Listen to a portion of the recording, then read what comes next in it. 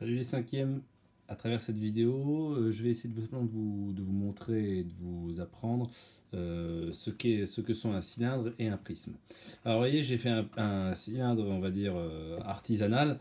J'ai utilisé un roule papier toilette, donc peut-être que vous avez fait quelques stocks chez vous, et juste des feuilles de papier pour boucher, pour vous montrer voilà le principe.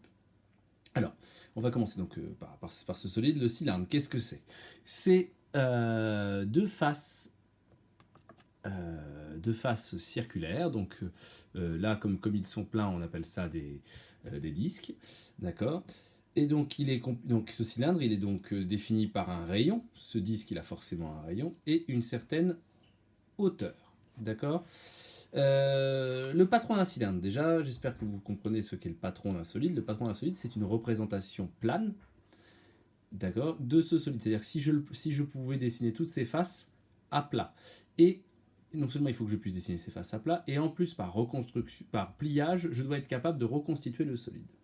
Donc si j'ouvre mon cylindre, je me rends compte que j'obtiens quoi? J'obtiens un rectangle. Un rectangle auquel sont adossés deux disques. Car lorsque vous pliez, vous reformez votre cylindre. Vous pouvez essayer de le faire chez vous, ça. D'accord. Voilà donc le principe du cylindre. Et alors, ce qu'il faut bien surtout retenir, ce qu'il faut avoir compris, c'est que comme quand je reforme mon cylindre, le rectangle s'enroule autour de mes disques.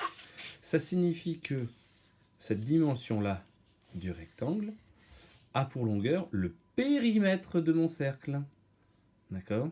Donc ça veut dire qu'il faut connaître la formule du périmètre d'un cercle pour avoir la longueur de cette partie-là. Cette partie-là, c'est la hauteur du cylindre.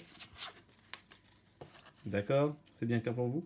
Passons au volume. Alors pour le volume du cylindre, j'ai pris quelques pièces, vous voyez. Pour comprendre le principe du volume, simplement, je vais vous demander de considérer que cette pièce n'a pas d'épaisseur. Si elle n'a pas d'épaisseur, on considère donc que c'est un disque. D'accord. Donc, vous connaissez tous l'aire d'un disque. Donc, de toute façon, vous l'avez vu normalement dans les parties précédentes, l'aire d'un disque, c'est pi fois rayon fois rayon. On dit aussi pi fois rayon au carré. Donc, rayon fois lui-même. Si je rajoute sur ce disque un second disque, puis un troisième, puis un quatrième, et ainsi de suite, si j'en rajoute autant que je veux, qu'est-ce que je finis par former? Je finis par former... Ah, je ne vais pas y arriver, si...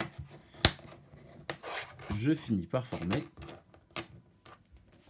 un cylindre. D'accord.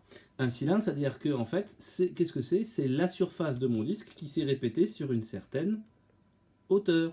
Au final, le volume d'un cylindre, et bien, comment on le calcule? On calcule en multipliant l'aire de la base par une certaine hauteur.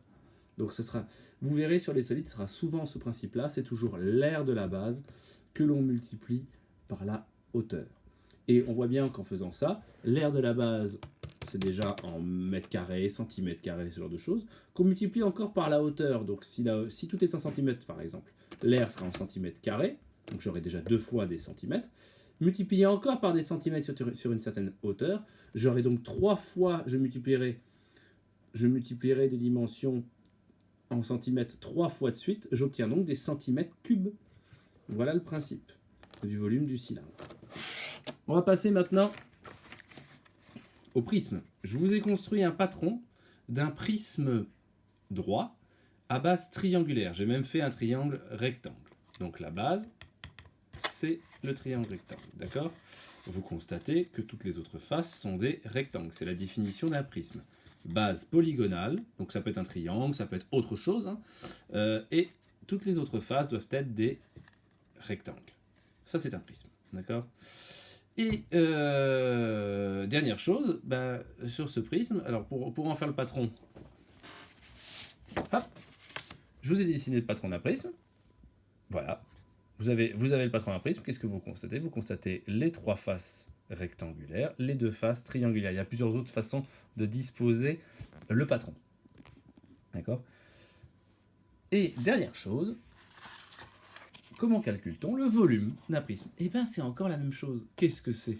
Le volume, c'est en fait la surface de la base, son aire, que vous répétez sur une certaine hauteur. D'accord?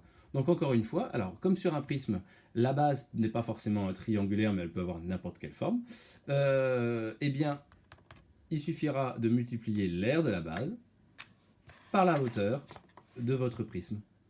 Une fois que vous avez compris ça, vous verrez que la plupart des formules de volume se ressemblent. À chaque fois, on multiplie l'aire de base par la hauteur. Il n'y a que pour la pyramide et pour le cône que c'est différent, mais vous verrez ça uniquement l'année prochaine. Voilà, je pense avoir fait le tour de ce que je voulais vous montrer. À bientôt!